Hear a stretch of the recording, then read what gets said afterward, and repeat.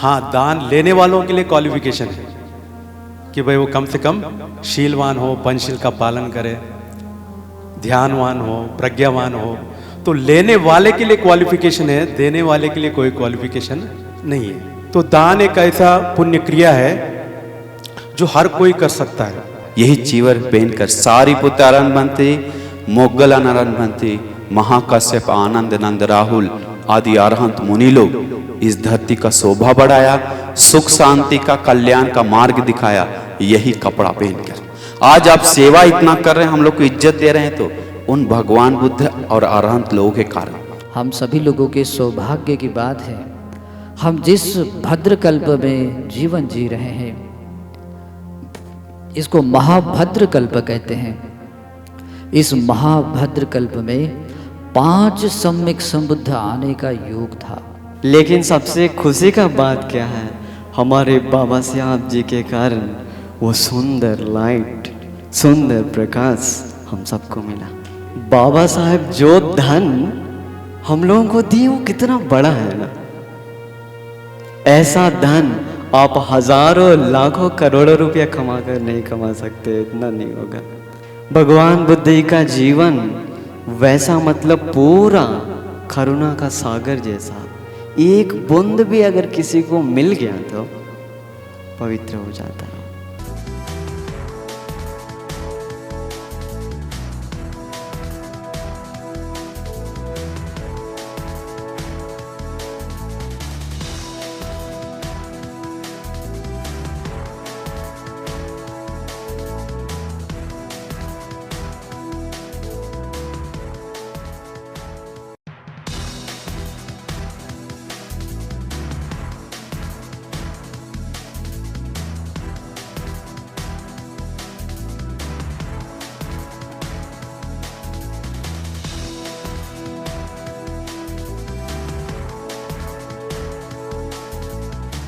नमो तस्स भगवतो अरहतो सम्मा सम्बुद्धस्स। नमो तस्स भगवतो सम्मा सम्बुद्धस्स। नमो तस्स भगवतो सम्मा सम्बुद्धस्स। बुद्धं शरणं गच्छामि, धम्मं शरणं गच्छामि, वन्दामि चेतियं सब्बं सब्बठानेषु पतिष्ठितं। शारीरिकधातुमहाबोधिं बुद्धरूपं सकलं सदा। यस्य मूले निसिन्नो व सब्बारि विजयं अखा। सब्बं युतं सत्ता वन्दे तं बोधिम्। इमे ते महाबोधि लोकनाथेन पूजिता। अहं पिते नमस्सामि बोधिराजा। साधु साधु साधु। मेरे तथागत भगवान बुद्ध जी सभी राग द्वेष मोह को नष्ट किए हैं। वीतरागी हैं, वीत दोषी हैं, वीत मोही हैं। अपने मन से सभी पापों को नष्ट किए हैं, सभी कुशल धर्मों को बढ़ाए हैं, अपने तन मन वाणी को शुद्ध किए हैं। मेरे भगवान बुद्ध जी अरहं है, सम्मा संबुद्ध है, विद्याचरण संपन्न है, सुगत है, लोकविदु है, अनुत्तरो पुरुष धम्म सारथी है,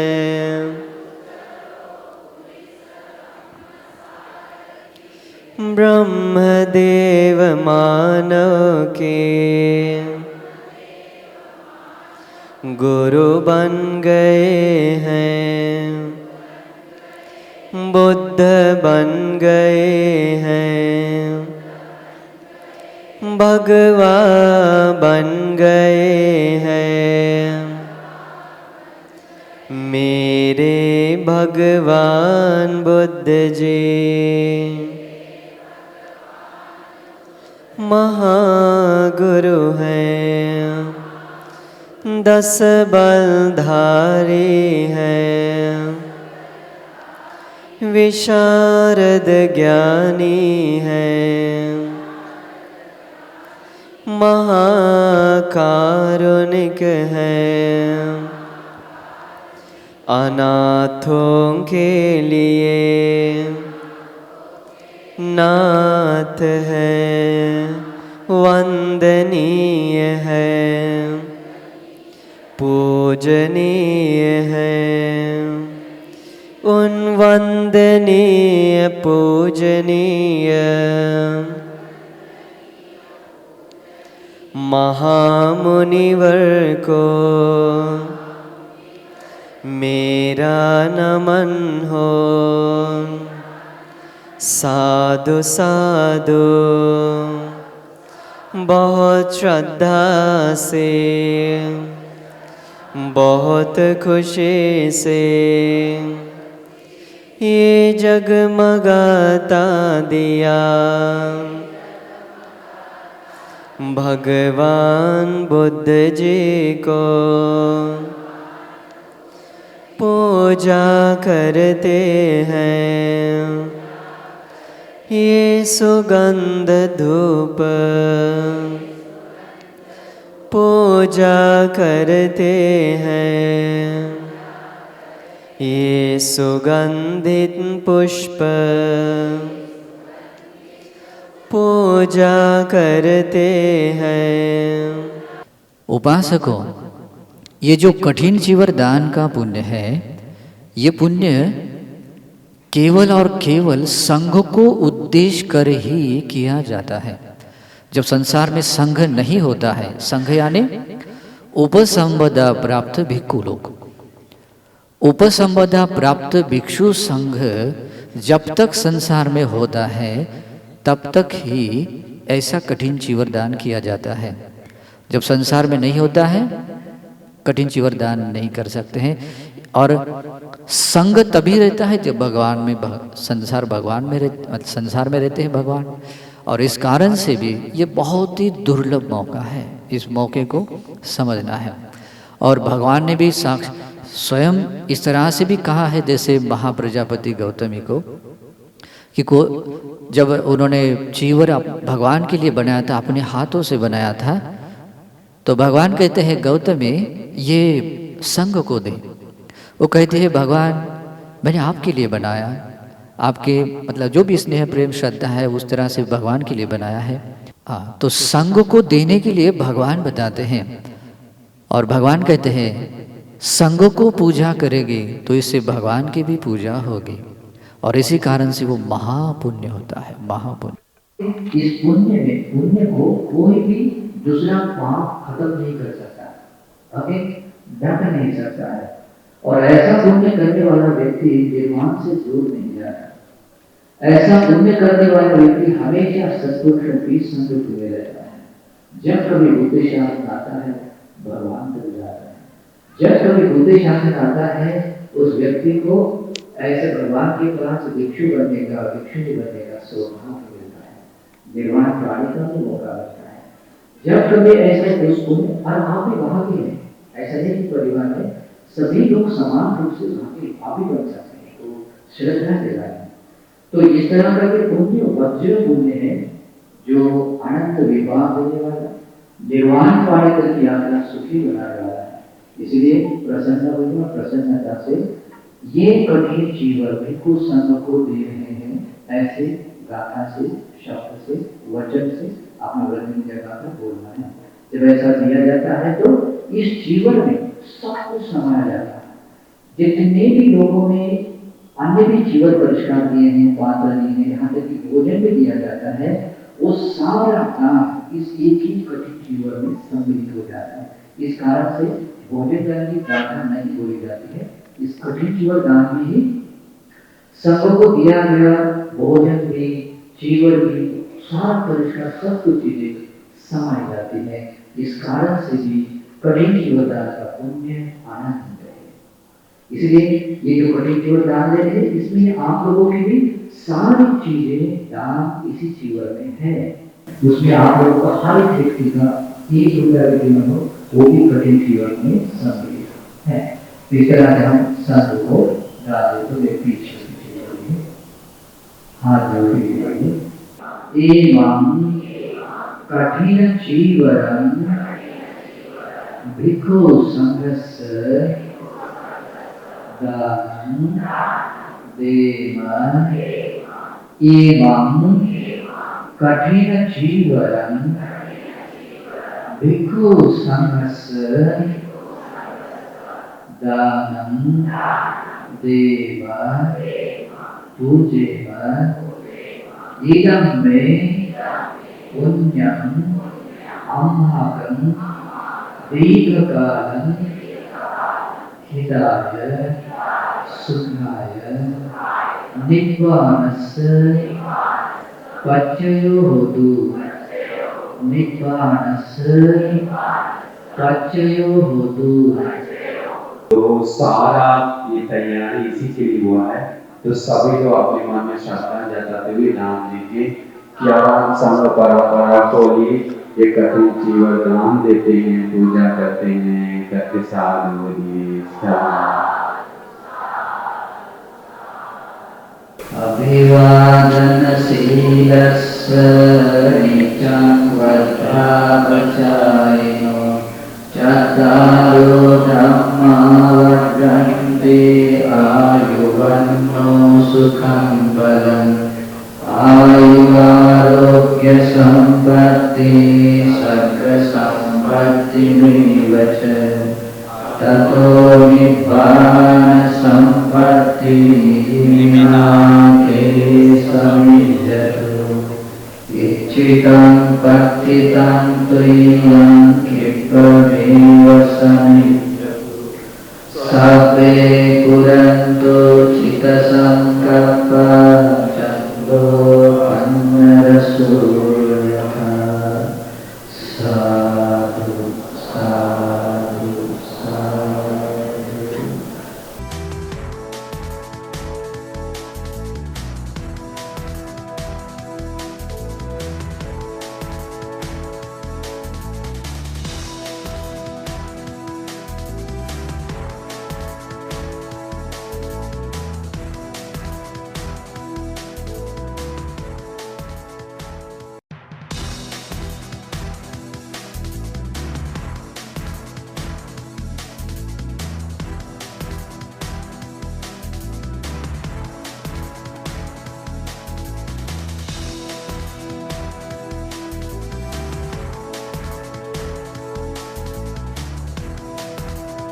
मन ही मन भाव बनाए रखते हुए कि हम उनके सामने हैं, भगवान के सामने हैं, अरहंतों के सामने बैठे हैं और उनकी वंदना करने के लिए मिल रहा है। उनको याद कीजिए, किसी भी तरह से आप याद कर सकते हैं उनके गुणों को देखते हुए। जैसे अंगुलीमाल बनते हैं, अरहंत पुण्य बनते हैं। उनके गुणों को हम शब्दों में मतलब सीमित करके नहीं कह सकते हैं कि इतने गुण हैं। वे अनंत गुण धारण करने वाले हैं। और जैसे कि आप लोगों ने तो कभी कभी सुना ही होगा कि ये कुशल धर्म है, ये कुशल धर्म है। कुशल धर्मों की अंतिम सीमा तक जिन लोगों ने अपने हृदय में उन गुणों को धारण किया है, ऐसे अरहंत लोग होते हैं। तो इस कारण से भी उन अरहंतों के ऐसे गुणवान लोगों के सामने जब हम बैठे हैं तो श्रद्धा उत्पन्न होनी चाहिए, वो भाव जागना चाहिए कि ऐसे व्यक्ति के सामने हम हैं जो लोग अनंत गुण धारण करने वाले, जिन्होंने राग द्वेष मोह को समूलता से नष्ट किया है, आदि आदि। तो ऐसे गुणों को याद करते हुए बैठे हैं या हाथ जोड़े वंदना कर रहे हैं तो आपकी हर एक क्रिया आपके लिए पुण्य बनेगी। कुशल चित्त का उत्पाद ही पुण्य है जो आप, लेकिन उसके लिए कुशल चित्त में दो चीज़ें जोड़ी होती हैं। ये उसे कहते हैं सोमनस्य सहगत और ज्ञान से युक्त, ज्ञान संपयुक्तम सोमनस्य सहगतम कुशल चित्त। तो ऐसा जो चित्त होता है वही पुण्य है। तो इसका मतलब क्या होता है कि आप लोगों के हृदय में प्रीति प्रमोद जागना ही चाहिए। अगर आप बंधे लोगों को, संघ को देख रहे हैं और संघ में मौजूद अरहंत बंधेजियों को देख रहे हैं, भगवान बुद्ध को महसूस कर रहे हैं, देख रहे हैं, तो आपके हृदय में प्रीति प्रमोद रहेगा ही, है ना। प्रीति प्रमोद होना ही चाहिए। श्रद्धा का स्वाभाविक लक्षण ही है और पुण्य का स्वाभाविक लक्षण भी है ना। पुण्य आप लोगों ने नाम तो सुना ही होगा, पुण्य कर्म। तो पुण्य क्या होता है? पुण्य कोई ऐसे अद्भुत रहस्यमय चीज़ नहीं है। जो आपके हृदय की जो प्रसन्नता है, आपके चित्त की निर्मलता है, प्रमुदित भाव है, वही पुण्य है। इसको पाली भाषा में कहते हैं हृदयं पुनातीति पुण्य। आपके हृदय को पुनीत बनाने वाले, हृदय को पुनीत बनाने वाले पुण्य क्रियाएं। तो ये हृदय पुनीत ऐसे ही नहीं बनता है ना। हृदय ऐसा निर्मल प्रसन्न ऐसे नहीं बनता है, वो श्रद्धा से बनता है। और श्रद्धा जागती है जब हम भगवान के गुणों को याद करते हैं, धर्म के गुणों को याद करते हैं, संघ के गुणों को याद करते हैं, तो श्रद्धा जागेगी ही, है ना। और श्रद्धा जागती है तो समझ लेना आपके जीवन में पुण्य संचित होना शुरू हो गया है। ओके, तो आप लोगों को अभी दिन भर में बहुत कुछ सुनने के लिए मिलेगा, बहुत अच्छी बातें सुनने के लिए मिलेगी। और यहाँ बैठे बैठे आप ऐसे ही बैठे हैं तो उस भगवान को देखते हुए, धातुओं को देखते हुए, अरहंत की धातुओं को देखते देखते भी बहुत पुण्य मिलता रहेगा। विशेष रूप से आप लोगों ने जो भी इसमें अपना दान सम्मिलित किया है, यहाँ तक कि सुई का जितना भी क्यों न हो, आप लोगों ने जैसे कठिन चीवर दान देने से भी दान पुण्य है, वो सारा दान एक चीज़ों में समाविष्ट हो जाता है। जैसे पृथ्वी की सारी नदियाँ सागर में समा जाती हैं, वैसे ही आप लोगों के जितनी भी दान वस्तुएं हैं, वो सारी दान वस्तुएं उस कठिन दान में, कठिन चीवर दान में समाविष्ट हो जाती हैं। तो किसी किसी को लगता होगा कि मैंने तो ये दान दिया, मैंने थोड़ा सा अर्थ दान दिया, कुछ चीवर दिया, कोई छोटी सी दवा दी। कभी मन छोटा नहीं करना है, मन छोटा बिल्कुल नहीं करना है। आप सभी लोगों ने कठिन चीवर दान का ही पुण्य पाया है। भगवतो अरहतो सम्मा सम्बुद्धस्स नमो तस्स भगवतो अरहतो सम्मा सम्बुद्धस्स नमो तस्स भगवतो अरहतो सम्मा सम्बुद्धस्स साधु साधु साधु। बुद्धांच्याकडून धम्मदेशना ऐकून लोक श्रद्धा विभोर होऊन बुद्धाकडे यायचे आणि भगवान बुद्धाला त्रिवार प्रणाम करून, भगवान आम्हाला जीवनपर्यंत उपासक धारण करा। कोणी उपासक बुद्धाच्या सद्धम्माला ऐकून, भगवान मला आपण प्रवर्जित करा, आणि भगवान बुद्ध त्यांच्यावर अनुकंपा करून त्यांना भिक्खू संघामध्ये सामील करीत होते। त्या उपासकांच्या मध्ये अशी श्रद्धा उत्पन्न करीत होते की ते आपल्या जीवनामध्ये जो मार्ग आहे बुद्धाचा मार्ग, त्या मार्गाच्या दिशेने जी बुद्धाने त्या सद्धम्माची जी दिशा सांगितलेली आहे, ज्याकरिता मनुष्य अहोरात्र आपल्या जीवनामध्ये प्रयत्न करत असतो, संपूर्ण मानवजात ही त्याच दिशेने प्रयत्नशील आहे। कोणती आहे ती दिशा? उत्तम सुख, उत्तम सुख लाभावं आणि ते सुख कधीच नष्ट होऊ नये, असं उत्तम सुख काय केल्याने लाभेल? आपलं जीवन जगत असताना सर्व लोकांच्या मध्ये हाच विचार असतो आणि त्यासाठीच रात्रंदिवस सर्व लोक परिश्रम करीत असतात,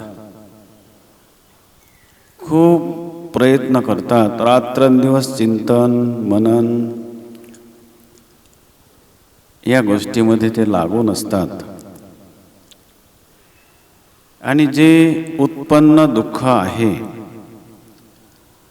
त्या उत्पन्न दुःखाला कसं नष्ट करता येईल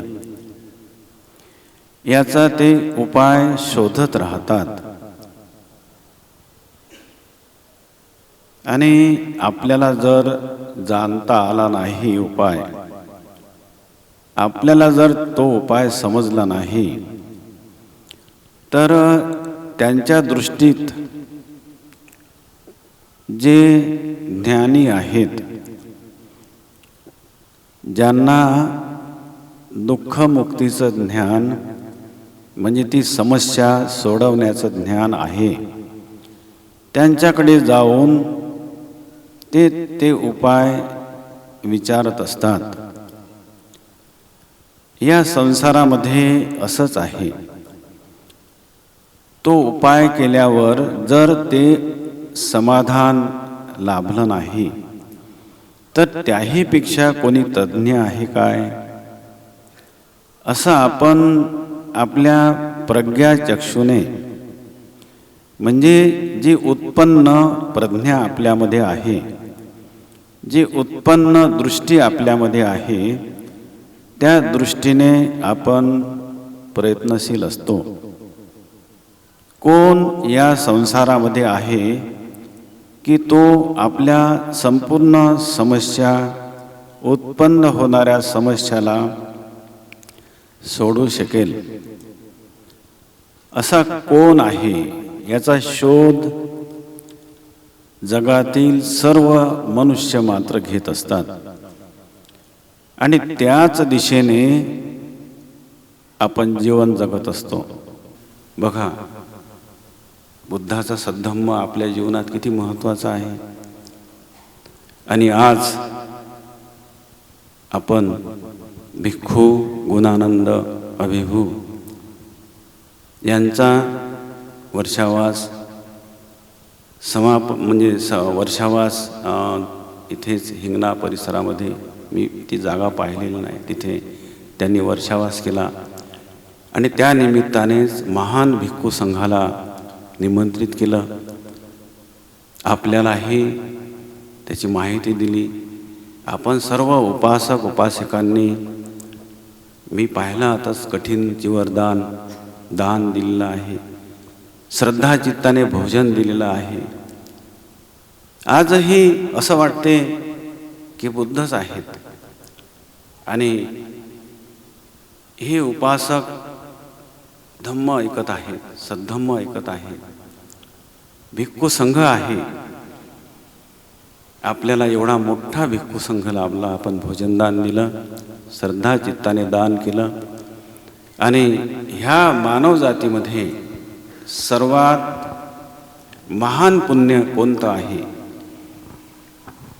हेच ते कठीण चिवरदानाचं पुण्य, सांघिक पुण्य आहे. भिक्खू संघाला आपण दान दिलं, एवढं महान पुण्य केलं.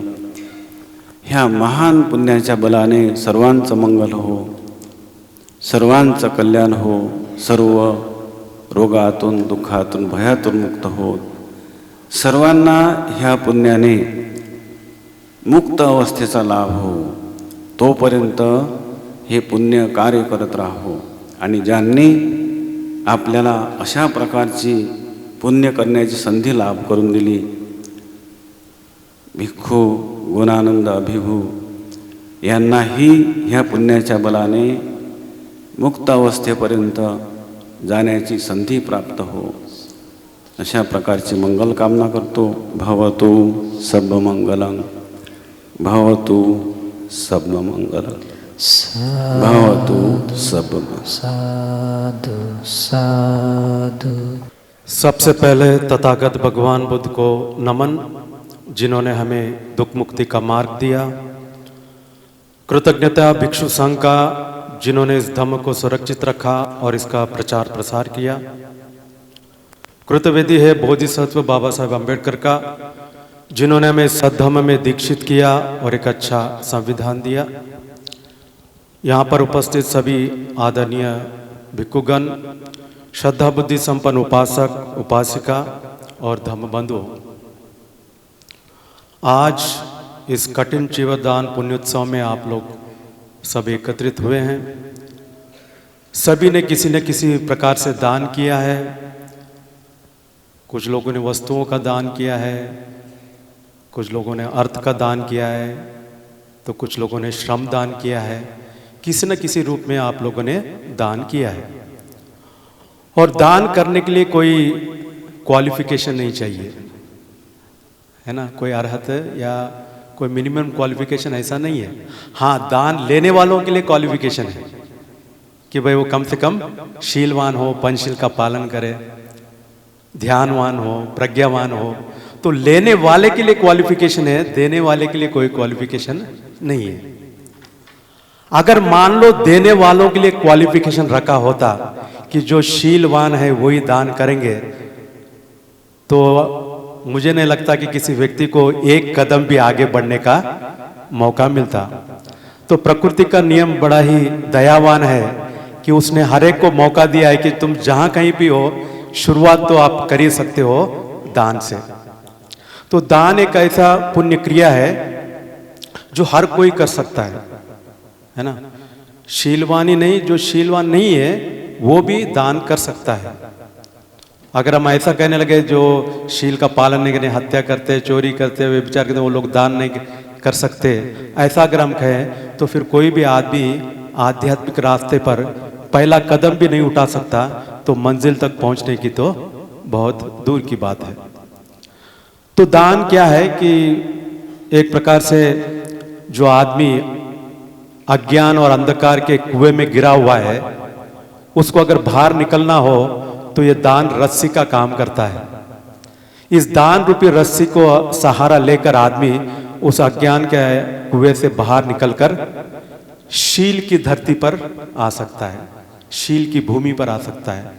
जब शील की भूमि पर आ गया तो फिर उसको समाधि के रास्ते पर चलने का भी मौका मिलता है, और जब समाधि के रास्ते पे चलेगा तो प्रज्ञा की मंजिल पर भी पहुंच सकता है। और इसीलिए धम्म हमें सिखाता है कि दानं ठानं मनुष्यानं दानं दुग्गति निवारणं दानं सग्गस सोपानं दानं सब्बत्त साधकं।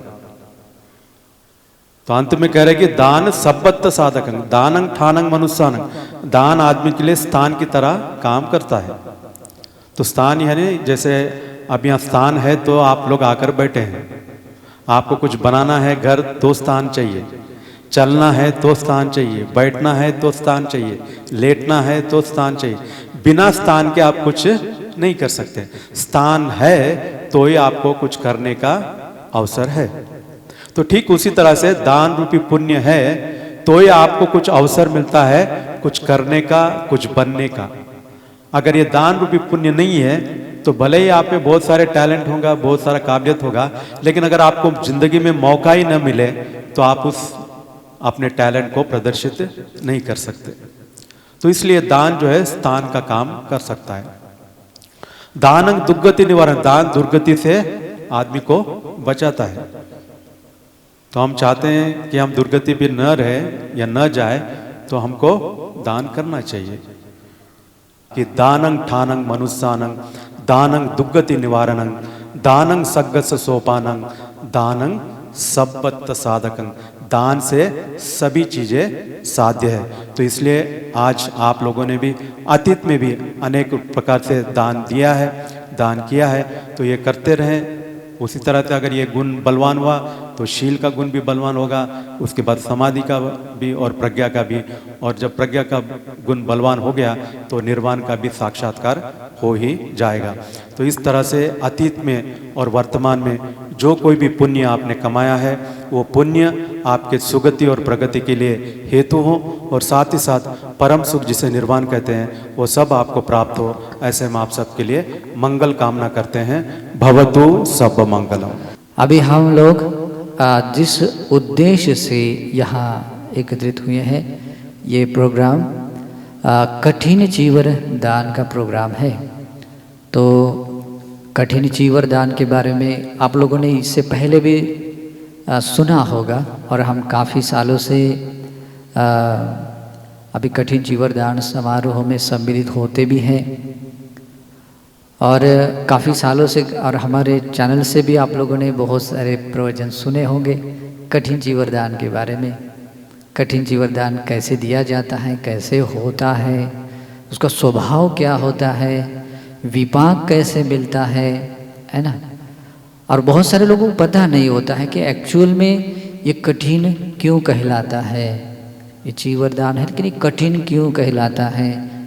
और इसी प्रकार एक वर्षावास के बाद दिया गया ही चीवर कठिन क्यों होता है, उसका शुभ परिणाम क्या आता है, और क्या वे सब लोग कर सकते हैं या कोई पर्टिकुलर पर्सन कर सकता है।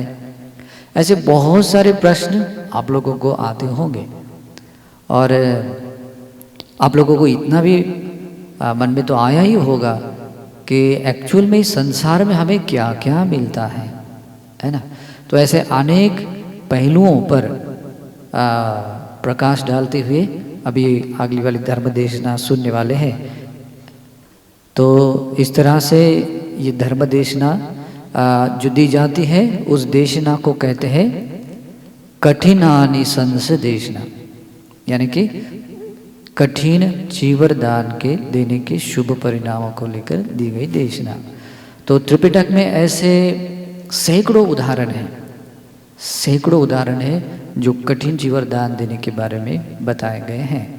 तो ऐसे कुछ बहुत चंद या गिने चुने कुछ उदाहरण को लेकर, और आपको जो लगने वाले जितने भी प्रश्न आते हैं, आखिर ये बात क्या है, ये कैसे होती है, आदि आदि जितने भी प्रश्न हैं, उन सारे प्रश्नों का निरसरण कराने वाली और इन कठिन चीवर दान के शुभ परिणामों को बताने वाली ये धर्म देशना, कठिनानि संस देशना देने के लिए मैं पूजनीय भिक्खु यश जी को मैं अनुरोध करता हूँ कि वे अभी धर्म की देशना दीजिए। तो ये कोई छोटा मोटा पुण्य नहीं है, अति दुर्लभ। ये कठिन चीवरदान के बारे में आधा एक घंटा में बताकर कोई खत्म नहीं कर सकता, 1-2 घंटा में। इतना दुर्लभ पुण्य है। कठिन चीवरदान हर समय नहीं दे सकते। कठिन चीवरदान जैसे भिक्षु लोग बुद्ध शासन खत्म होते समय नहीं दे सकते। बुद्ध शासन बच रहा है, भिक्षु लोग बच रहा है, फिर भी नहीं दे सकते। ऐसा बात है। भगवान बुद्ध बताएं, कासावकंठ दुस्सील भिक्षुओं को कोई संघ के नाम से दान दे सकता है, चीवर, वस्त्र, खाना पीना, वो उपासक को पुण्य मिलता है, भिक्षु को दोष लगता है, अकुशल मिलता है। लेकिन कभी भी वो दुस्सील भिक्षु कठिन चीवरदान का भागीदार नहीं है। भगवान बुद्ध माना कि उस समय तक कठिन चीवरदान नहीं दे सकता। इसका मतलब जब तक शुद्ध भिक्षु है, जब तक उपसंपदा भिक्षु है, तब तक दे सकता है। वो भी उपासक उपासिका लोग चाह कर नहीं दे सकता है। वो भिक्षु वर्षावास ग्रहण करना चाहिए, वो भिक्षु निमंत्रण करना चाहिए, वो भिक्षु अच्छी तरह से बिना टूटे रखना चाहिए, तभी वो चीवर मिलता है। और मिलने के बाद भी गुणानंद भंते चाह कर नहीं ले सकते हैं, संत चित भंते चाह कर नहीं ले सकते हैं, या कोई और भिक्षु चाह कर वो कठिन चीवरदान नहीं ले सकता है, क्योंकि वो संघ को दिया जाता है। किसी को हिम्मत नहीं ले हम ले लें, वो संघ डिसाइड करता है किसको दे, कौन शील गुण धर्म पालन किया है। इसीलिए वो कठिन चीवरदान महापुण्य कहलाता है, क्योंकि इससे जमा होने वाला पुण्य एक अमेजिंग पुण्य है। संसार में जो कोई लोग कठिन चीवरदान किया है तो बोला जाता है एक ही उसका विपाक है, दिल से श्रद्धा से किया है तो वह धर्म बोध करके निर्वाण मिलना, ये परम विपाक वहां तक ले जाने का क्षमता रखता है ये पुण्य। इस पुण्य को क्या करता है, बाकी पुण्य से जोड़कर उस जगह पर पहुंचाने का काम करता है कठिन चीवरदान। ये कठिन चीवरदान महादुर्लभ पुण्य है। हर बुद्ध शासन में शील गुण धर्म ज्यादा नहीं है, गाथा का आचरण होता है, लेकिन हर बुद्ध शासन में कठिन चीवरदान होता है, क्योंकि कठिन चीवरदान का पुण्य एक अमेजिंग है। हम लोग देखते हैं श्रीलंका में, थाईलैंड में, बर्मा में बहुत उत्कर्ष तरीका से मनाया जाता है। भारत देश में बहुत ही लो तरीका से देखते आए हैं, लेकिन आज देखकर हमें मन गदगद हो गया। हमें लगा अब श्रीलंका थाईलैंड का टक्कर होने लायक हमारा भी देश तैयार है, कोई कमी नहीं है, नो डाउट। इतना सुंदर लगा कल हम आकर देखने का। और दीपा उपासिका, संदीप, मम्मी जी दम रानी जैसा सजकर सुंदर से आकर और शोभा बढ़ा। हम क्यों सजने के लिए बताएं, कुछ कारण है। क्योंकि सोना चांदी ऐसे ही फेंक कर रखते हैं क्या? नहीं, इज्जत से रखते हैं, संभाल के पैक करके पेटी में। क्यों? पेटी का इज्जत है कि सोना का? सोना कीमती है इसीलिए। टॉयलेट वो गंदा चीज, सामान डुप्लीकेट खराब चीज वो ऐसा ही रहता है। इसीलिए कठिन चीवरदान, सब चीवर वस्त्र जो आप पहन रहे हैं वो वस्त्रों में से उत्तम वस्त्र है चीवर। चीवरों में से उत्तम है कठिन चीवर। जो भगवान बुद्ध भी बोला, कहा एक घटना आता है कि भगवान बुद्ध खुद कठिन चीवरदान के लिए, सिलने के लिए सुई धागा लगाकर अनिरुद्ध बंती को आदि को दिए हैं सिलो। महाकाश्यप बनते को अनिरुद्ध बनते का कठिन चीज वहीं पर बैठकर महाकाश्यप बनते मुगलन सारीपुत बनते लोग किया है करके सुनने में आएगा। तो ये भिक्षु से शुरू होकर कठिन चीवरदान भगवान बुद्ध आदि लोग अनुकाम पा करके उपासक उपासिकाओं को भार मिला है जीवन में पुण्य बढ़ाने के लिए। ये कोई सामान्य पुण्य नहीं है। यही चीवर पहनकर तथागत भगवान बुद्ध इस धरती को स्वर्ण युग बनाया। यही चीवर पहनकर पश्चिम बुद्ध लोग इस धरती को इस लोगों को पुण्य बढ़ाया। यही चीवर पहनकर सारीपुत्र अरहंत बनते, मोगलान अरहंत बनते, महाकाश्यप आनंद नंद राहुल आदि अरहंत मुनि लोग इस धरती का शोभा बढ़ाया, सुख शांति का कल्याण का मार्ग दिखाया यही कपड़ा पहनकर। तो इसलिए कपड़ा में से उत्तम कपड़ा कठिन चीवर एक विशेष कहलाता है। इसलिए मन में गर्व होना चाहिए, खुशी होना चाहिए। अरे जिस तरह भगवान बुद्ध विनयानुकूल बताया है उस तरीका से हम चीवर सिलवा कर उसको चीवर को तैयार करके संघ को अपनी तरफ लेकर संघ को दान दी एक सुंदर तरीका से सिस्टम के साथ संघ को सीलवान गुणवान को एक विस्मित है। ये जो वस्त्र भगवान बुद्ध जब पुण्य पारमिता पूरा करने के बाद जब वस्त्र कपड़ा चुनने का बारी आया तो यही कपड़ा चुनकर निर्वाण की ओर कदम रखे संबुद्ध की ओर। जब अपना पुत्र को दायाद दहेज मतलब उसका पापा से मिलने वाला जो क्या बोलते हैं उसको वो मिलता है वारिस क्या बोलते हैं उसको वो देने के लिए जब बारी आया तो वो देते हैं यही कपड़ा बेटा को सबसे कीमती। इसलिए कपड़ा कोई सामान्य कपड़ा नहीं, अरहंत ध्वज बोला जाता है। अरहंतों को रखने का आज कोई भी पुण्य कर रहा है, कुशल कर रहा है, सुख कर रहा है, शांति पा रहा है तो आश्रय तथागत भगवान बुद्ध और श्रावक अरहंत मुनि लोग। आज आप सेवा इतना कर रहे हैं, हम लोग को इज्जत दे रहे हैं तो उन भगवान बुद्ध और अरहंत लोगों के कारण। अरहंत लोग नहीं होते, भगवान बुद्ध नहीं होते तो हम लोग यहाँ नहीं नीचे बैठते।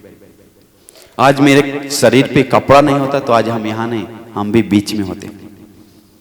तो इसीलिए मन में श्रद्धा होना चाहिए, ये कोई सामान्य कपड़ा नहीं। आज आप लोग के बीच भगवान बुद्ध का अस्थि धातु, कितना आश्चर्य बात है, अरहंत बंती का अस्थि धातु है। हम लोग जिनके संगम शरणं गच्छामि बोलते हैं वो हम लोग नहीं है। असली तो आश्रय होता है अरहंत लोग, उन्हीं लोग। तो इसीलिए हम पूरा आपको मंगल मैत्री करते हैं, पूरा दिल से आशीर्वाद करते हैं भगवान बुद्ध के धर्म के संघ के आशीर्वाद से और मैं कठिन चीवरदान के पुण्यानुभव बल से आप सभी लोग दीपा उपासिका और संदीप उपासक, हर्षदीप कामड़ उपासक जी, उनके भाई, मामा जी, पापा जी, सभी लोग, परिवार के सभी लोग और यहाँ पर आए हुए सभी लोग सुखी हो, मंगल हो, कल्याण हो, बाधा दूर हो, सुख से पुण्य धर्म करने के लिए, गुण धर्म बढ़ाने के लिए, सभी दुखों से मुक्त होकर इस भयानक संसार से मुक्त होकर उत्तम निर्वाण सुख को पाने के लिए आप सभी लोग को दुर्लभ भाग्य मिल जाए। साधु साधु साधु। नमो बुद्धाय। ठीक है, अभी हमें प्रवचन करते हैं कि तथागत सम्यक संबुद्ध जब कभी संसार में आते हैं तभी इस सभी देवता और मनुष्यों को निर्वाण का मार्ग मिलता है। सभी देवता और मनुष्य अपने चित्त को निर्मल बना सकते हैं, अपने इस संसार में बार बार मिलने वाले दुख को समाप्त कर सकते हैं। भगवान के जन्म से ही ये देवता और मनुष्य निर्वाण के रास्ते पर चलते हैं और भगवान के जन्म से ही ये देवता और मनुष्य श्रोता बन सकदागामी, अनागामी, अरहंत बनते हैं। और इसी कारण से इस सभी देवता और मनुष्यों को एकमात्र निर्वाण का मार्ग बताने वाले भगवान बुद्ध ही होते हैं, उनके अलावा और नहीं है, दूसरा नहीं है। इस कारण को ये सृष्टि भी साक्ष्य के रूप में कुछ लक्षण प्रकट करती है। ये बहुत कम लोगों को पता है। भगवान बुद्ध भी संसार में हमेशा नहीं आते हैं, सैकड़ों कल्प बीत जाते हैं, बुद्ध का प्रादुर्भाव नहीं होता। उससे भी ज़्यादा, कभी कभी असंख्य कल्प भी लग सकते हैं, हजारों कल्प भी लग सकते हैं। टाइम पीरियड नहीं है, लेकिन बहुत दुर्लभ है। बुद्ध का उत्पाद सैकड़ों कल्पों में भी दुर्लभ है, लेकिन जिस कल्प में भगवान प्रादुर्भूत होने वाले होते हैं, उस कल्प के आरंभ में, अभी कल्प को लेकर अलग से देशना आप पढ़ लीजिए, बुद्ध रश्मि चैनल पर मिल जाएंगे। नहीं तो हमारे गुरु भांति जी के द्वारा लिखित बुद्ध कौन है करके जो ग्रंथ है, उसमें पढ़ लीजिए। तो कल्प के आरंभ में जहाँ ये बोधिमंड वज्रासन है, आज का बोधि वृक्ष है, उस वज्रासन बोधि मंड पर कमल उत्पन्न होते हैं। जिस कल्प में एक सम्यक संबुद्ध आने वाले होते हैं, उस जगह पर एक कमल उत्पन्न होता है। अगर दो सम्यक संबुद्ध उत्पन्न होने वाले होते हैं तो दो कमल उत्पन्न होते हैं। और आप लोगों के, हम सभी लोगों के सौभाग्य की बात है, हम जिस भद्र कल्प में जीवन जी रहे हैं, इसको महाभद्र कल्प कहते हैं। इस महाभद्र कल्प में 5 सम्यक संबुद्ध आने का योग था। और इसी महाभद्र कल्प के आरंभ में भगवान ककुसंद सम्यक संबुद्ध, कोनागमन सम्यक संबुद्ध, काश्यप सम्यक संबुद्ध और हमारे तथागत गौतम सम्यक संबुद्ध इस संसार में उत्पन्न हुए। लोगों को, सभी देवता मनुष्यों को ये निर्वाण का रास्ता बताया, उनका मंगल किया और परिनिर्वाण को प्राप्त हुए। अभी इस महाकल्प में और एक बुद्ध आने वाले हैं, उनका नाम है भगवान आर्य मैत्रेय सम्यक संबुद्ध। ये 5 सम्यक संबुद्ध उत्पन्न होने के कारण ही इस कल्प के आरंभ में ये जो बुद्ध गया का जो स्थान है, आप लोग कल्पना नहीं कर सकते हो कितना पवित्र है। भूतकाल के जितने भी बोधिसत्व हुए, भविष्य काल के जितने भी बोधिसत्व आएंगे और अपने भी बोधिसत्व जो थे, जो सम्यक संबुद्ध बन सकते हैं, वो जगह सिर्फ एक है, 2 नहीं है। तो उस जगह पर कमल 5 उत्पन्न हुए, क्योंकि 5 बुद्ध उत्पन्न होने वाले हैं। और उस कमल से इतनी तेजस्वी रोशनी निकलती है, 100 सूरज से भी ज्यादा तेजस्वी, 10,000 ब्रह्मांड उस आलोक से आलोकित हो उठता है, प्रकाशमान होता है। उस प्रकाश को दूसरे लोग समझ नहीं पाते हैं, लेकिन जो शुद्धावास भूमि के देवता होते हैं, उनको शुद्धावास एक ब्रह्मलोक का 5 पार्ट है, उनमें अनागामी लोग होते हैं, अनागामी ब्रह्म होते हैं, जो निर्वाण के अरहंत बनने से पहले की जो फल है उसको पाए हुए, जो नॉन रिटर्न यानी कि जो फिर से कभी नहीं आएंगे, वही वो निर्वाण पा सकते हैं। तो ऐसे शुद्धावास भूमि के अनागामी ब्रह्मा उस प्रकाश का अर्थ जानते हैं। उस 10,000 ब्रह्मांड के सभी देवता ब्रह्मा सभी उस जगह पर बोधि मंड पर आते हैं और उसके हाथ जोड़कर वंदना करते हैं, लेकिन अर्थ पता नहीं होते। क्या अद्भुत बात है!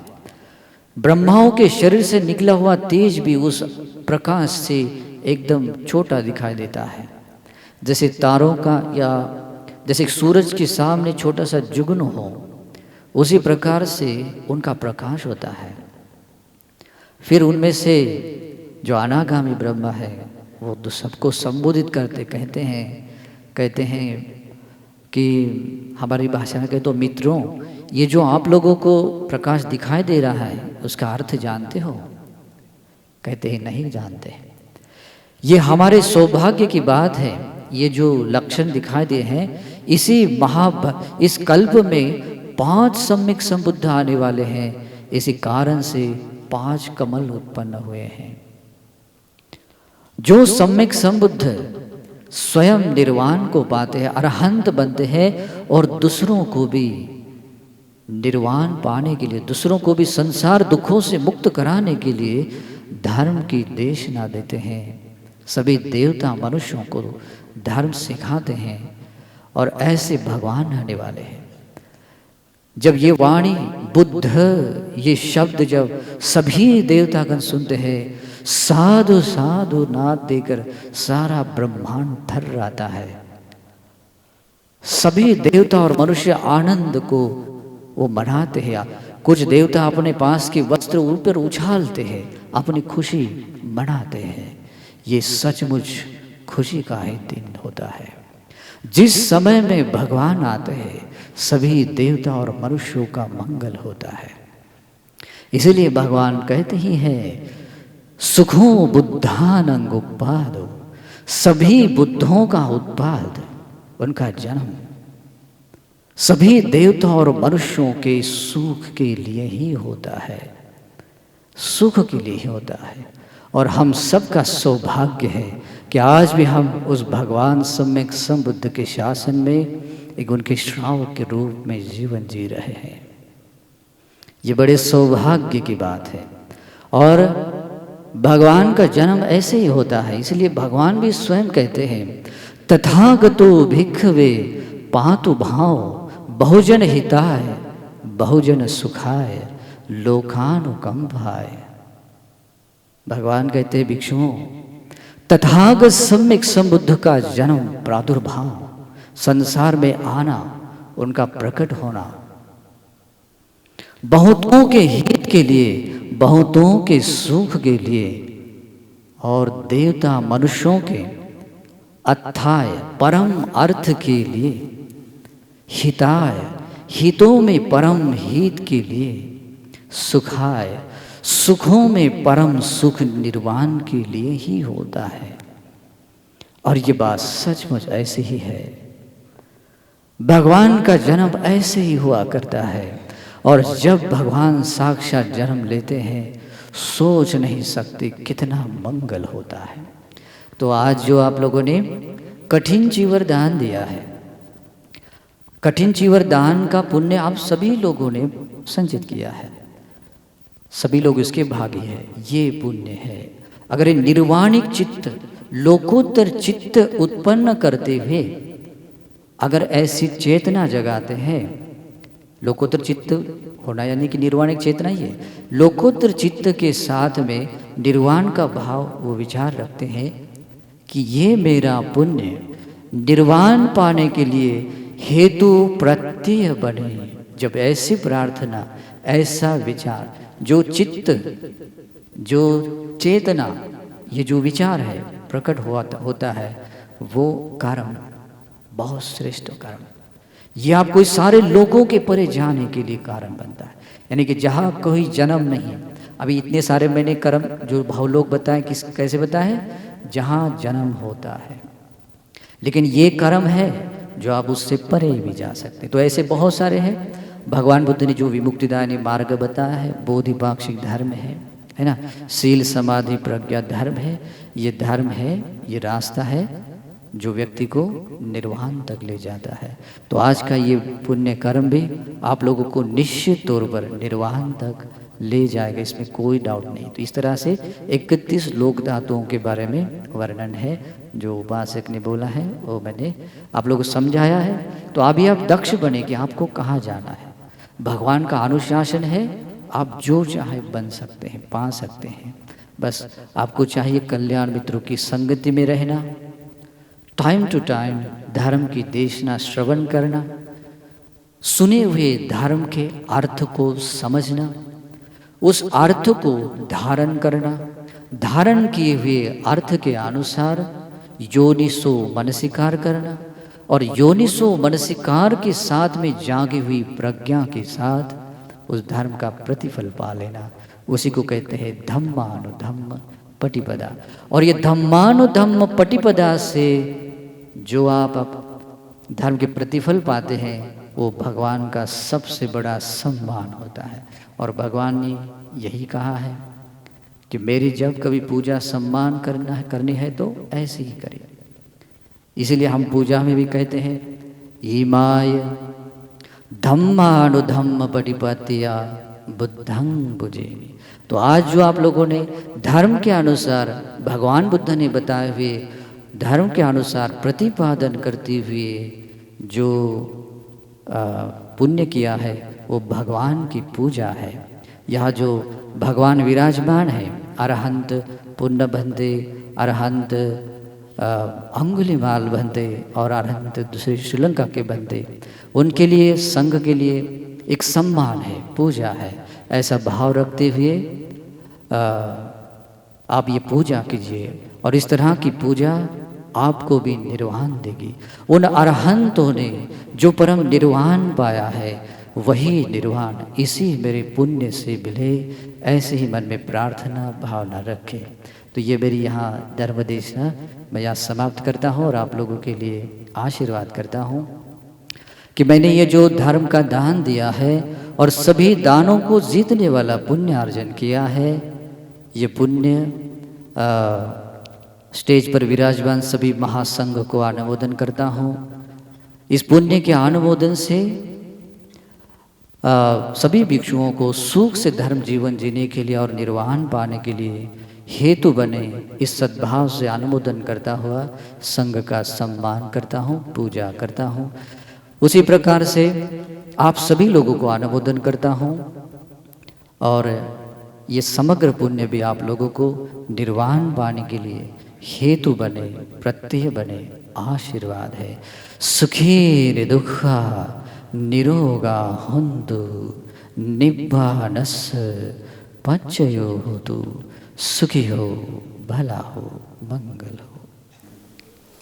तो याद रखिए आज हम सभी लोगों के लिए एक बहुत बड़ा खुशी का दिन है। ऐसा जीवन और ऐसा पुण्य करने का मौका हर समय हर किसी को नहीं मिलता। ये तो सच्ची बात है। हर समय मिलता है क्या? नहीं, बहुत मुश्किल है। अभी देखिए हम लोग जिस हॉल में बैठे हुए हैं, ये हॉल बहुत चमक रहा है ना। रोशनी है या नहीं? बहुत। किसकी वजह से? आप लोग का कपड़ा चमक रहा है, आप लोग का बाल भी चमक रहा है, चेहरा भी चमक रहा है। क्यों चमक रहा है? रोशनी है अंदर। वो रोशनी कहाँ से आ रही है? प्रकाश लाइट से आ रहा है ना।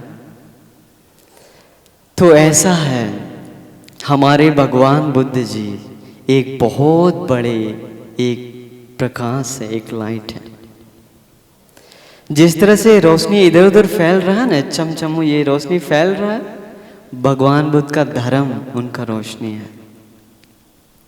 और जिस रोशनी से कारण आप लोगों का चेहरा, कपड़ा, पूरा हॉल इधर पूरा चमक रहा है, सुंदर लग रहे हैं, वैसे हैं भगवान बुद्ध के श्रावक संघ। भगवान बुद्ध जी जो धर्म बताएं वो रोशनी है। वो धर्म का रोशनी श्रावक संघ को मिला है, इसलिए वो लोग अरहंत हो गया, श्रोतापन हुआ, सगदागामी, अनागामी, सारा मार्ग फल प्राप्त करके वो लोग चमचमाते हुए रहते हैं। उन लोगों का जीवन में थोड़ा भी अंधेरा नहीं है। अंधेरा में अगर अंधेरा है तो अंधेरा का स्वभाव क्या है? कुछ दिखता है क्या? नहीं। आँख होते हुए भी हम लोग चाहें तो सारा लाइट अभी ऑफ कर सकते हैं, कुछ दिखेगा क्या? नहीं, अगर सूरज नहीं उगा है तो। वैसा अगर हमारे जीवन के अंदर में भी भगवान बुद्ध जी का नाम का वो रोशनी नहीं है, तो धर्म का रोशनी नहीं है, तो हम सभी लोग ये जो पहले कुर्सी पे बैठे हैं, यहाँ से लेके अंतिम कुर्सी पे बैठे वाले लोगों का जीवन अंधेरा है, अंधेरा है जीवन। लेकिन सबसे खुशी का बात क्या है? हमारे बाबा साहब जी के कारण वो सुंदर लाइट, सुंदर प्रकाश हम सबको मिला। उनके कारण भगवान बुद्ध जी, भगवान बुद्ध खुद कहते हैं, आप लोग सुने हैं ना रतन सूत्र? भगवान बुद्ध कहते हैं ना रतन सूत्र में, यं किंच वित्तं इदवा हुरंगवा सग्गे सुवा यं रतनं पनीतं ननो समं अत्थि तथागतेन। भगवान बुद्ध कहते हैं इस दुनिया में या तो फिर परलोक में जितना भी धन है, तो जितना भी हीरा सोना चांदी कुछ भी धन है, तो वो सारे धन संपत्ति से ज्यादा ननो समं अत्थि तथागतेन, तथागत रत्न के समान, तथागत भगवान बुद्ध के समान कोई दूसरा धन संपत्ति नहीं हो सकता। तो इसका मतलब सोच लीजिए, बाबा साहब जो धन हम लोगों को दिए वो कितना बड़ा है ना। ऐसा धन आप हजारों लाखों करोड़ों रुपया कमा कर नहीं कमा सकते, इतना नहीं होगा। वो सबसे उत्तम रत्न अभी इधर विराजमान है, भगवान बुद्ध। सोच लिए हम लोग कितना बड़ा ही मौका मिला। याद रखिए, अगर किसी का जीवन में भगवान बुद्ध का शरण मिला, तो धर्म का शरण मिला, तो श्रावक संघ का शरण मिला, तो जीवन में उसको सब कुछ मिल गया के समान है। क्योंकि एक भगवान बुद्ध का जन्म होता है सारे लोगों का दुख दूर करने के लिए, सारे लोगों का दुख दूर करने के लिए। लेकिन अगर आपके पास पुण्य नहीं है, तो अगर आपके पास पुण्य नहीं है, तो आप भगवान बुद्ध का प्रवचन शायद सुन सकते हैं, 1-1 घंटा 4-4 घंटा शायद ध्यान भी कर सकते हैं, लेकिन मेरे ख्याल से जो चाहिए निर्वाण मुक्ति वो पाना मुश्किल हो सकता है। ध्यान तो बहुत लोग करते हैं ना, बुद्ध शासन के बाहर भी कितने सारे लोग ध्यान करने वाले हैं, लेकिन वो ध्यान आपका होना चाहिए सम्यक दृष्टि के अनुसार, बुद्ध वचन के अनुसार बताया गया ध्यान होना चाहिए, तब आप सही रास्ता पे जा सकते हैं। वो सब मिलता है दिल से। अगर भगवान बुद्ध का धम्मं शरणं गच्छामि बोलकर शरण में गया, तो आज बहुत सारे लोग हैं, अभी भी लोग भटका हुआ इधर उधर, बुद्धं शरणं गच्छामि बोल रहा है, लेकिन भगवान बुद्ध का गुण पता नहीं। हम तो सुने हैं कभी कभी कोई कोई लोग बोलता बुद्धि का शरण में जाओ। किसका बुद्धि का शरण में जाना है? अपना क्या? अपना जो आज सुबह क्या खाया वो भी सही से नहीं पता हो, खुद का शरण में जाके क्या फायदा? बुद्धं शरणं गच्छामि मतलब जो एक व्यक्ति पूरे संसार को निर्वाण का रास्ता दिखलाया, जिनके जीवन में अनंत गुण है, जिनका जीवन पूरा करुणा से भरा हुआ है। सागर देखे है ना, समुद्र देखे हैं आप लोग? कैसा है पानी उसका? मीठा या खारा? खारा है। भगवान बुद्ध जी का जीवन वैसा मतलब पूरा करुणा का सागर जैसा, एक बूंद भी अगर किसी को मिल गया तो पवित्र हो जाता है। कभी कोई भेदभाव नहीं उनका जीवन में। उनके पास राजा महाराजा लोग आए, आप लोग सुने होंगे ना प्रवचन में, कितना सारा त्रिपिटक में ऐसा ग्रंथ में आता है। बड़े बड़े राजा लोग आया भगवान बुद्ध के सामने, और एक झोपड़ी से आया हुआ गरीब लोग भी भगवान बुद्ध के सामने आया। भगवान बुद्ध गरीब लोगों पे अपना धर्म प्रवचन नहीं दिए क्या? बोले कि हाँ तुम जाओ, तुम्हारे पास कपड़ा लत्ता नहीं है, गंदा कपड़ा पहन के आया, तुम्हारा शरीर बहुत पतला दुबला है, गरीब दिख रहा, जाओ हम तुमको प्रवचन नहीं देंगे। ऐसा बोलेंगे क्या कभी? एक बार भी नहीं बोले, एक बार भी नहीं। सोचिए भगवान बुद्ध कैसा है। धर्म में आता है, त्रिपिटक में एक ग्रंथ है अंगुत्तर निकाय। अंगुत्तर निकाय का ग्रंथ में एक सुंदर छोटा सा सूत्र है जिसका नाम है सक्कार गरुकार सूत्र। एक दिन हमारे सारे पुत्र भंते जी बैठकर ध्यान कर रहे थे। ध्यान करते समय उनका मन में सुंदर विचार आया। देखिए अनंत लोगों का मन में कितना सुंदर सुंदर विचार जागता। इनका मन में एक विचार आया, ये सोच रहे थे किसका सत्कार सम्मान करने से, किसका गौरव करने से किसी का मन में जो अकुशल है वो मिट जाएगा और जो कुशल है वो बढ़ जाएगा। सिंपल से कहें तो किसको गौरव करेंगे तो, किसको सम्मान करेंगे तो हमारा पाप मिटेगा और हमारा पुण्य बढ़ेगा। बहुत सुंदर विचार जागा या नहीं? हम लोग का मन में जागता है क्या ऐसा विचार? रेयर है, बहुत मुश्किल है, कभी कभी शायद आता है लेकिन हम लोग छोड़ देते हैं। सारिपुत्र भंते का मन में ऐसा विचार आने के बाद उनका वो जवाब भी आया उनका मन में। क्या आया जवाब? वो सोचते हैं अगर कोई व्यक्ति भगवान बुद्ध को सत्कार सम्मान करेगा तो, गौरव करेगा तो उसका मन से पाप मिट जाता है और पुण्य बढ़ जाता है। इसलिए हम आपको आखिरी बार बता रहे हैं, जब भी जीवन में जो भी दुख पीड़ा तकलीफ आता है तो आप याद करिए भगवान बुद्ध को। शायद कभी कभी वो शारीरिक पीड़ा हो सकता है, मानसिक पीड़ा होने पर भी आप धर्म याद करिए। अरे भगवान बुद्ध जी सचमुच में कितने महान हैं। भगवान बुद्ध ये जो आर्य अष्टांगिक मार्ग दिखलाए हैं, ये सारा मन का पीड़ा तो खत्म करने के लिए रास्ता दिखलाए हैं। अगर काश हम भी ये रास्ता पे चलेंगे तो मेरा भी मन का पीड़ा दूर होगा। ऐसा सोचना धर्म के बारे में, तब आपका सारा दुख दूर हो जाएगा। तो इसलिए हमारे मन के अंदर अभी एक बहुत बड़ा दुश्मन बैठा हुआ है। वो दुश्मन को मारने के लिए हम लोग थोड़ा सा वो एक अंदर वैक्सीन लगाने जा रहे हैं। वो वैक्सीन है मैत्री का। आपके अंदर दुश्मन नहीं है क्या? गुस्सा, नफरत, अहंकार, घमंड, जलन, ईर्ष्या नहीं है क्या? नहीं है तो आप लोग मार्गफल लाभी है। दूसरी आसन पे कौन विराजमान थे? महामोग्गलानार बनते जो इर्ति बल भिक्षु में से अग्र बन गए। तीसरी आसन पे कौन विराजमान थे? शील धुत गुणों से अग्र, धुतांगधारी भिक्षु में से अग्र महाकाश्यप अरहंत बनते। चौथी आसन पे कौन थे? आनंद बनते, नंद बनते, बहुत सारे। उन सारे अरहंत मुनि परंपरा से जुड़े हुए ये भिक्षु संघ है। उन सारे समस्त श्रावक संघ के नाम से दान देने जा रहे हैं। साधु मत उत्तम, अति उत्तम, खुश होना, प्रसन्न व्यक्त करना। साधु साधु इनको उठने वंदन करने के बाद उधर जाना है। वंदन जी साइड दीजिए, इसलिए इधर आ जाए, बाकी लोग इधर आ जाए। वंदन करने के बाद सामने से वैसे जाना है। ठीक है। साधु साधु कोई एक फैमिली साधु किसी भी हाथ में दीजिए, कोई साधु 5, 6, 7 लोग एक मिल साथ मिल साधु नहीं, अकेला नहीं, ग्रुपली कर लीजिए, जितने लोग कर सकता है। साधु साधु साधु साधु।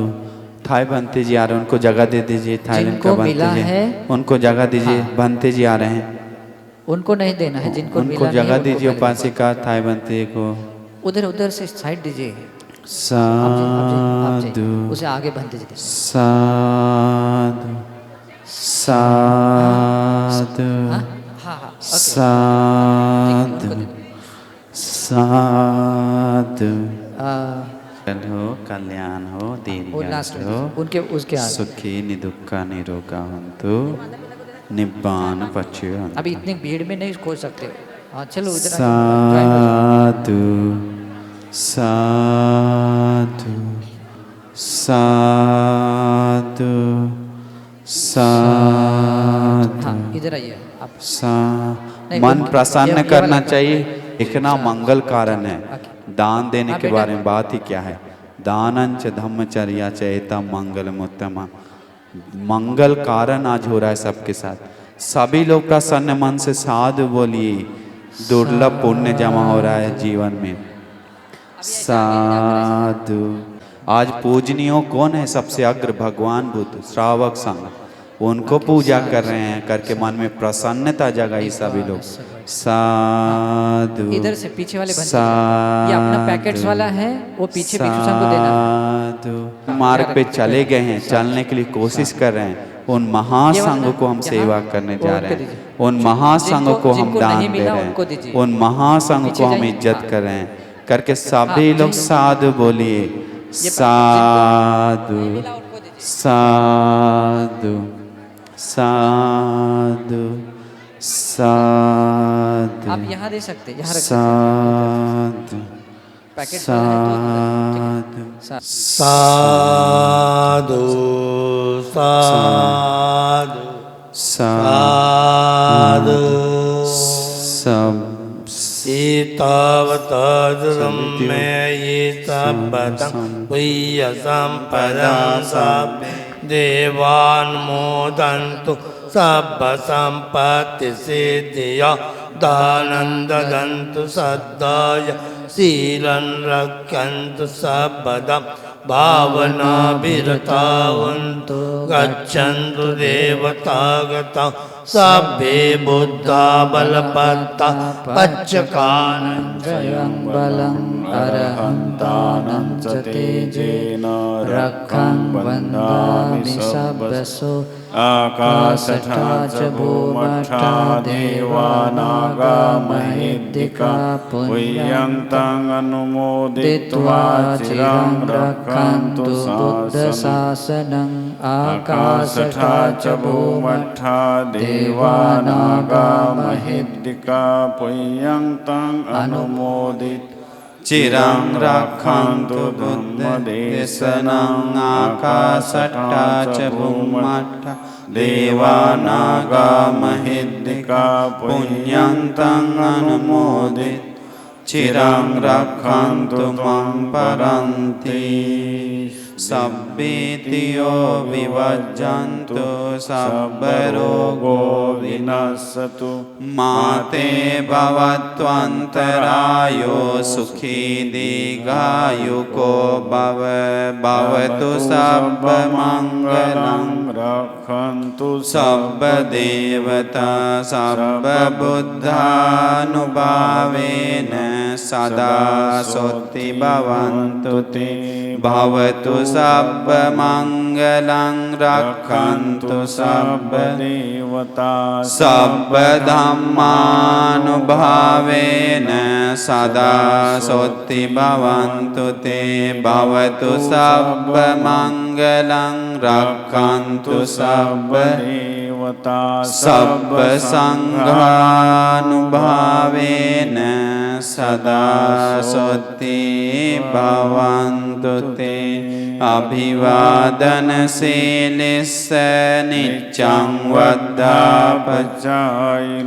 चत्तारो धम्मा वर्धन्ति आयुवन्नो सुखं बलम् आयुरारोग्य संपत्ति सग्ग संपत्तिमेव च अथो निब्बान संपत्ति मिनाते समिज्जतु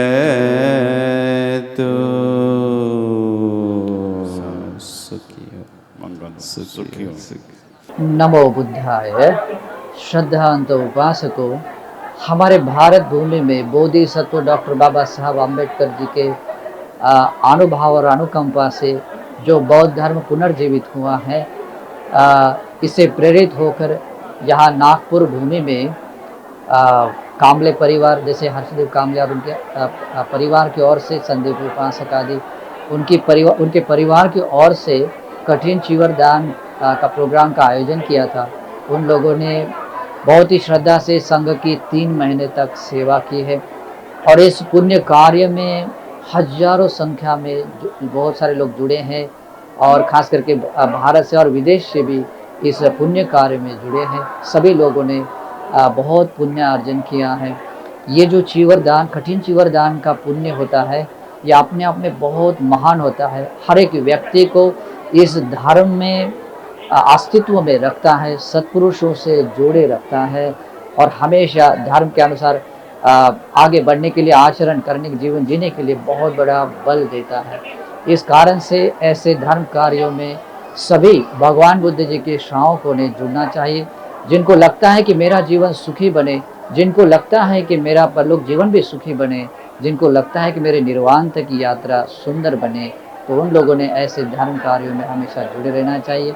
तो ऐसे ही कल्याण करने वाला एक महान उत्सव, महोत्सव, ये कठिन चीवरदान महोत्सव आज यहाँ संपन्न हुआ है। कामले परिवार की ओर से, हर्षदीप कामले परिवार की ओर से ये प्रोग्राम संपन्न हुआ है। भिक्षु संघ को श्रीलंका से, थाईलैंड से और भी देश विदेशों से यहाँ भिक्षु लोग आए थे। उनको चीवर आदि दान दिया है, धर्म श्रवण किया है। तो ये अपने आप में एक बहुत बड़ा प्रोग्राम है और इस प्रोग्राम से निश्चित तौर पर लोग का कल्याण भी हुआ है। तो ऐसे एक प्रोग्राम में आप लोग भी सम्मिलित होते रहिए और अपना मंगल साध लीजिए। हम आप सभी लोगों के लिए आशीर्वाद करते हैं कि आप लोग सभी धर्म के अनुसार जीवन जीते हुए अपना मंगल साध लें। नमो बुद्धाय।